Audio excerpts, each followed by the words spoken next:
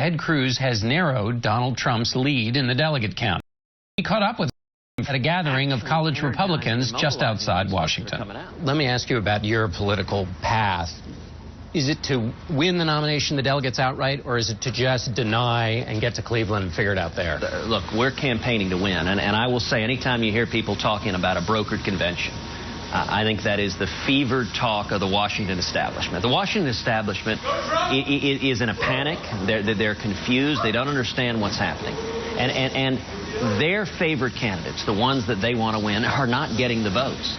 But if a bunch of Washington deal makers try to step in a brokered convention and steal the nomination, I think we will have a manifest uprising. If you want to beat Donald Trump, and I don't think Donald Trump is the right nominee to go up against Hillary Clinton. If you want to beat him, you got to beat him at the ballot box. And our campaign is the only campaign that has demonstrated we can do so over and over again. Do you think there's something illegitimate, though, about trying to have a brokered convention, work it out at a convention? You know, I think if it's a bunch of Washington deal makers and lobbyists who want to parachute in their preferred candidate because they don't like what the voters are doing, I think that is illegitimate. I think it's wrong. Ronald Reagan in 1976 used the convention to try and beat Gerald Ford, so there wasn't anything inherently bad about that. But there's a difference there when that's coming from the people, when it's a battle of the people. A lot of the folks pushing a brokered convention in Washington don't want it to be based on the people. They want to drop in their favorite candidate and try to stifle the will of the people. I think that would be an enormous mistake. Let me ask you about what the contest coming up. Michigan, Ohio, Florida. Ohio and Florida winner take all states. How are you going to do well in those states when you had trouble in Alabama, Arkansas, Georgia, Tennessee, which should have been good for you? Well, listen, you say we had trouble. We earned delegates in just about every one of those states. Those were proportional states, and we did very, very well. You were expected to win. Well, you know, we were not expected to win based on the polling and where we are. And Donald Trump is unique and one of a kind. A year ago, unanticipated Donald Trump, and he's changed the rules. You know, a year ago, we had 17 candidates. And what we've seen in the field is narrowed. It's narrowed dramatically. And I think coming out of Super Tuesday, what Super Tuesday demonstrated is that if you don't think Donald's the right candidate to go up against Hillary Clinton, there's one campaign that has beat him not once, not twice, but 5 times. And that is our campaign. We beat him overwhelmingly in Iowa. We beat him in Oklahoma, we beat him in Alaska, we beat him in Minnesota, and we beat him overwhelmingly in my home state of Texas. Have you had any conversations, or has anybody approached you about any kind of an alliance to stop Trump? Listen, I'm having conversations with all sorts of people, and what we're seeing is we're seeing supporters from other candidates coming and joining us, whether they were with Jeb Bush, whether they were with Chris Christie, whether they were with Ben Carson, whether they've been with Marco Rubio or Rand Paul. We're seeing people come together because they're recognizing that their candidates were not in a position to beat Donald. And if Donald is the nominee, it is a catastrophe. Hillary wins. We lose the Supreme Court for a generation. We lose the Bill of Rights. And we lose the Senate. But any of these conversations in terms of jointly acting to deny him, not coming together behind Ted Cruz? Look, my focus is very simple. It is on winning 1,237 delegates to be the Republican nominee. We are on a path to do so.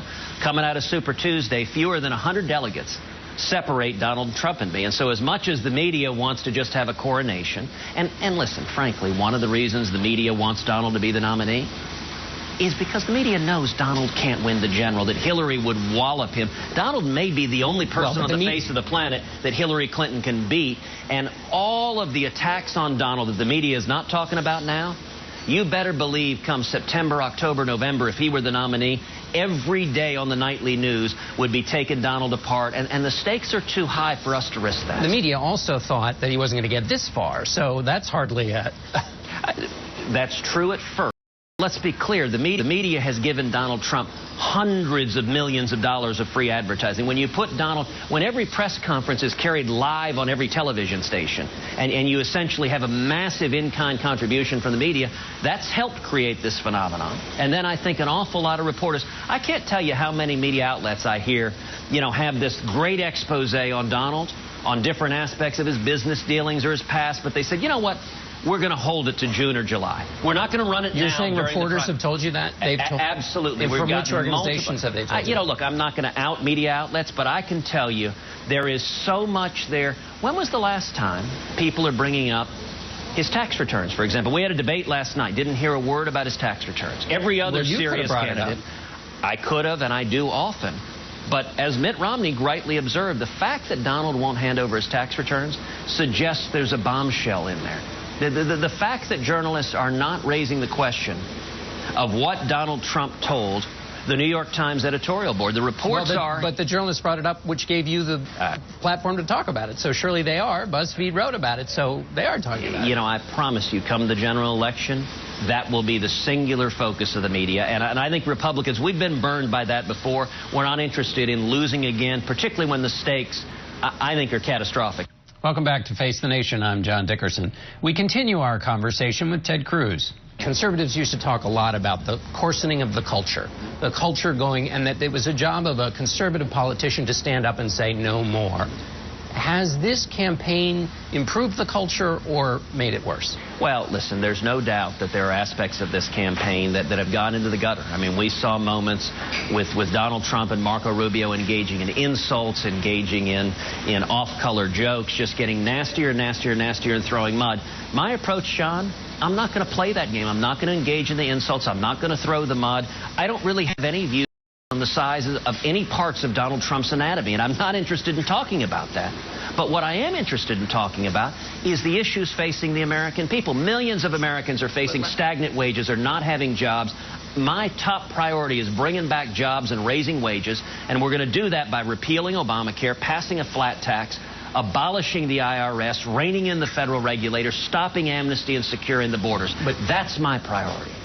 You said last week when we talked, you said Donald Trump was entertaining. But isn't that the trick? It's entertaining, but then this other stuff slips in, and that's the way in which people, conservatives I've talked to for years, have said that's the way the culture slips. And it's the job of a politician to stand up and say, no, there are guardrails here. Well, you know, listen, think about what presidents have meant in history. Think of Lincoln's Gettysburg Address. Think of FDR saying the only thing we have to fear is fear itself.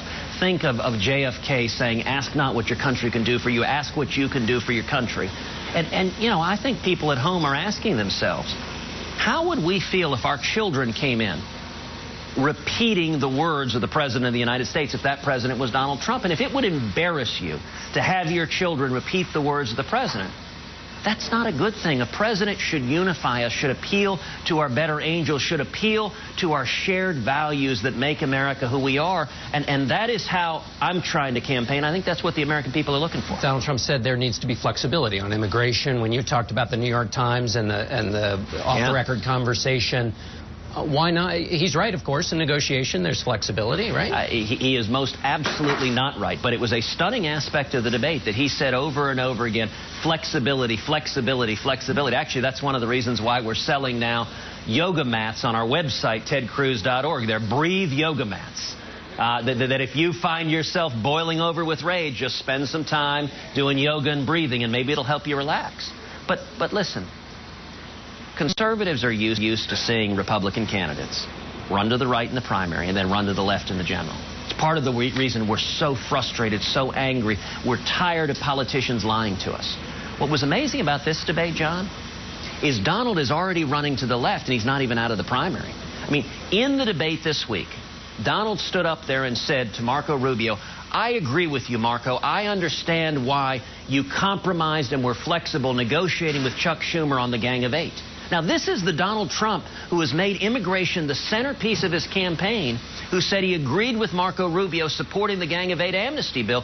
That was stunning. The last question is something that puzzles me, is that you talk about he's going to be a president, you can't even let your children watch TV. Marco Rubio says he's a con man, all of these terrible things. And then at the end, you're asked if you'll still support him, and you do.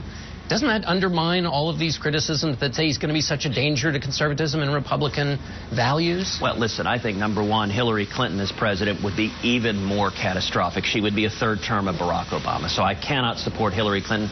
But number two, at the outset of this campaign, I promised I would support the Republican nominee. And I am someone who keeps his word. You know, this past week on Super Tuesday, in the state of Texas, we won an overwhelming victory. We won Texas by 17 points, and that was particularly meaningful because the people of Texas, they know me. They know my heart.